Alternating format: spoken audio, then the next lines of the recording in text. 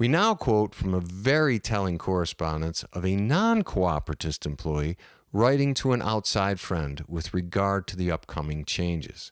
Quote, "There's been a lot of talk about the company giving us the option to live right on site, kind of like a college dorm idea. Some of the other employees are into this whole cooperatism thing. They say the company is going to steer the resort in that direction. They've been building these residential apartment complexes that actually look really nice. And get this, when you live on site, everything is free. You basically live for free. No room and board, no food expenses, no transportation costs, no electric bills, no water and sewer bills, no need to buy furniture or plates or towels or toothpaste. It's all free. No maintenance costs. If something needs repair in your apartment, it is all taken care of by that segment of what they are calling the workforce, which, as far as I can tell, is just another term for the employees, meaning me and everyone else. Sounds great, but there is a catch. Our salary will be greatly reduced, so it's really like you are paying for it. The question will be whether you'd be saving enough in expenses to make it a wash or not, and whether or not living on site suits you. It would certainly cut down on commuting costs. I'll have to weigh it out and consider the pros and cons. I'll keep you posted." End quote. Then, 6 months later, quote, "Okay, it's confirmed. They're actually offering employees the opportunity to live on site. I ran the numbers, and it really appears to be a terrific deal. I worked out an estimated budget both ways, and I'm going to come out substantially further ahead by taking the offer. When I figure my current expenses against how much I'd be giving up in pay, it's like they're giving me a raise by more than $1,500 per year. Yes, I'll be able to keep over $1,500 more per year. That is more than $100 per month extra in my pocket. And the residences are awesome. Just that alone makes it worth it. How can they do this? Well, how it works is like this. All the employees are providing a service for and within Alpha City. They are supplying this service for the guests on a daily basis. The guests are being charged a flat daily rate for these services, which more than covers the company's costs.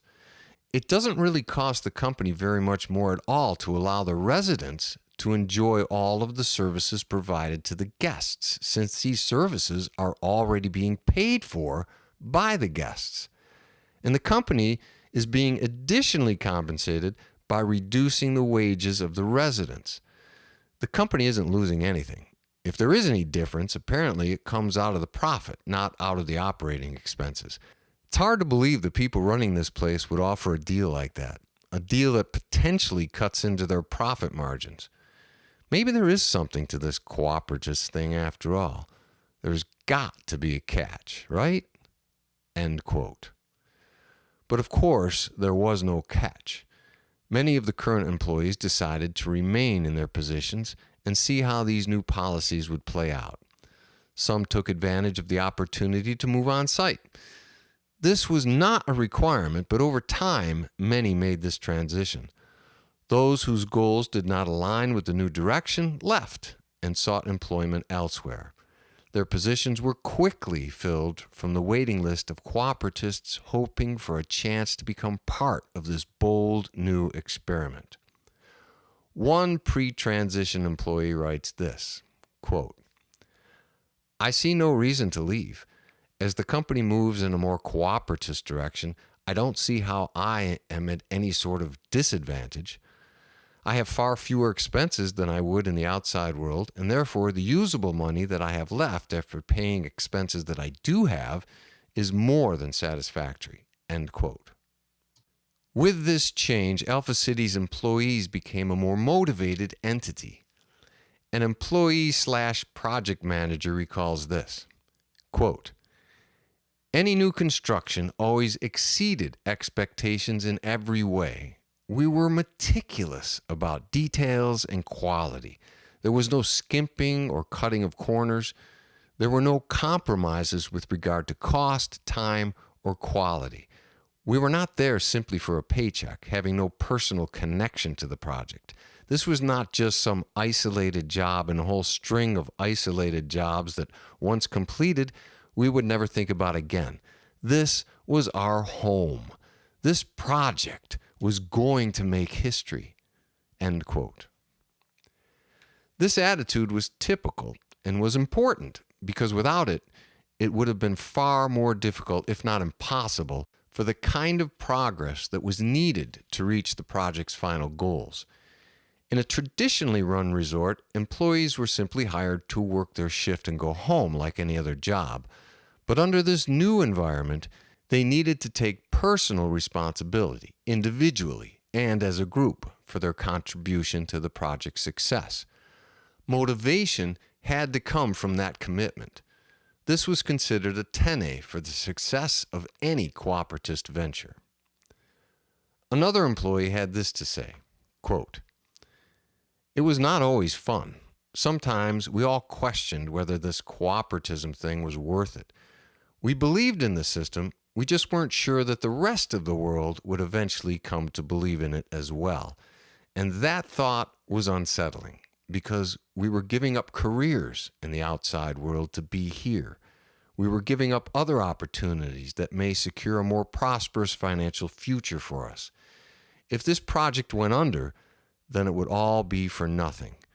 We would certainly be very employable in the outside world in various fields, but time would be lost in terms of accruing seniority and retirement benefits. Of course, if the project was successful, then it would all be worth it.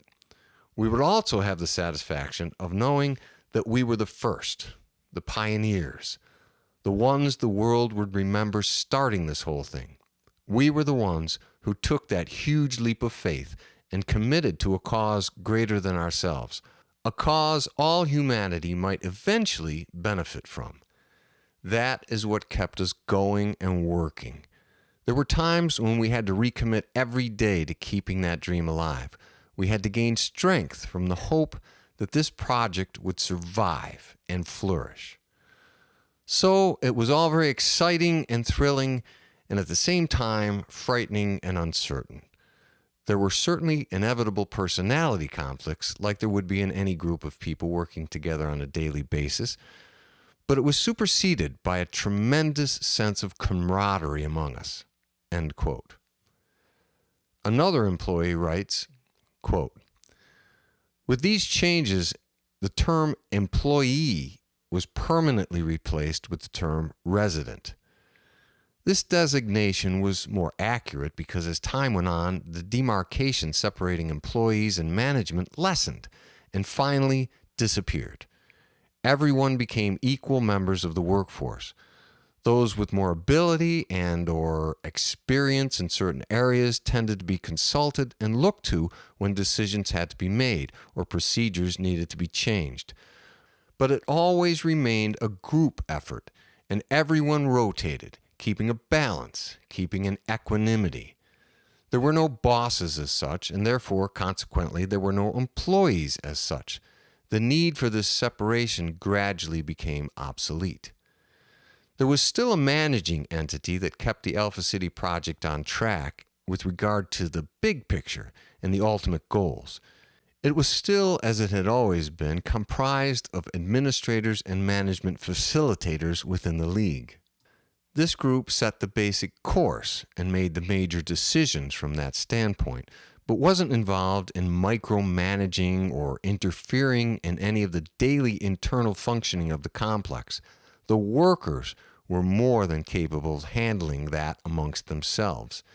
They became the experts as a group and managed themselves jointly and democratically with regard to the day-to-day operations. This would not have been possible under a traditional business atmosphere. What makes it possible here is a uniting of the community under a common goal. We predominantly agree on that. And where there is still disagreement, a vote is taken. Often, possible solutions are tested over a period of time, evaluating both the outcomes. Then, everyone having experienced both courses of action and witnessing the outcomes discuss the results and vote. Often voting isn't necessary because the testing of the various options made the answer obvious. In addition, there is no separation of tasks based on gender. Everyone does everything. This is considered fair.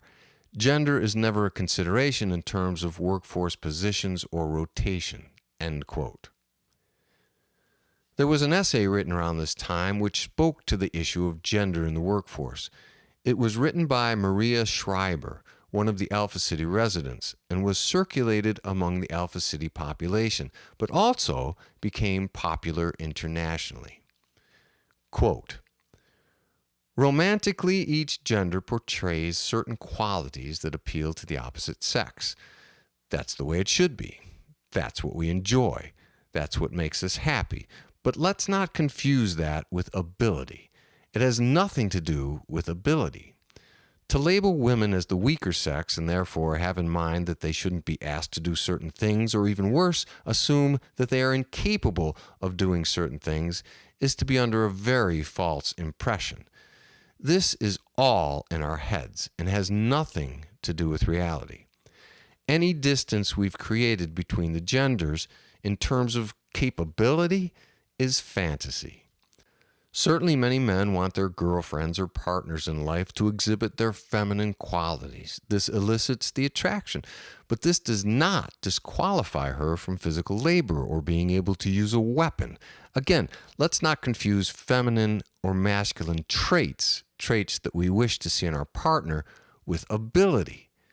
In cooperatism, the portrayal of traditional gender traits in our everyday lives is up to each individual.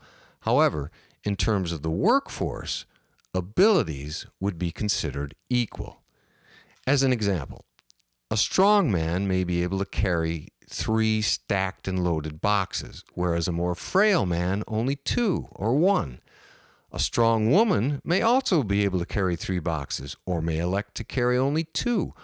A weaker woman or man may choose to carry only 1 and make more trips, or 2 people may carry a single box together to accomplish the task. However, unless there are extenuating circumstances, everyone can carry boxes. The ability to carry is shared by everyone. The only question is to what degree, and this should not be decided by gender, but rather by ability. End quote. This essay became required reading for new residents. We now quote from the work of Peter Driscoll, a highly respected historian who wrote of these times from a much closer vantage point, one of being only 50 years after the success of the Alpha City project. Quote, once residences were constructed and employees became residents, labor costs and wages fell dramatically. For residents, there were no living expenses on site. Residents had total access to all aspects and benefits of the complex. While on site, their daily needs were all taken care of: food, living quarters, heat, electricity, etc. Even personal computers and cell phones were provided. They had none of these expenses. Wages were the same for everyone. Everyone walked away with a standard salary-based pay, free and clear after taxes. But no one was there for the money. On paper, things could easily be manipulated if needed for tax purposes, minimum wage requirements, or if, for some reason, a resident was attempting to get an outside loan or for any other outside financial purpose. The income could be shown to be high, with deductions for utilities, rent, transportation costs, etc., for living on site, or it could be shown to be low, without any fabricated deductions. This was all calculated and taken care of by the company, which was, in reality, at this point, a segment of the workforce, and therefore handled by the residents themselves. The net result was that the base pay, the take-home portion, was made to work out the same for everyone. Only when traveling off-site did residents need money. This lifestyle did not suit everybody, and therefore there were those that left. But those that stayed and chose this life could be counted on to be committed to the project and its success. With this new, highly motivated workforce, Alpha City was able to press on and do things that would have been impossible and far too costly for any traditionally run business or organization. End quote. Another employee later writes, quote, "There were no labor unions. Employees weren't fighting with management demanding more pay or better benefits. We were all on the same page. We all wanted the same thing. We wanted this to succeed. We all were there doing what we were doing, not for the money, but for the good of the project, which we all believed was on a historic journey for the betterment of mankind. We had a stake in the outcome. We realized that everything done was an improvement for and a benefit of this new small society which we were choosing to participate in. Sure, there were people who dropped out, but they were quickly replaced by someone else who was eager for a chance to join." End quote. And so Alpha City's resident population began to grow and expand, not cut off from, but becoming more independent of the outside world, building a core community committed to building a life within this ambitious new system.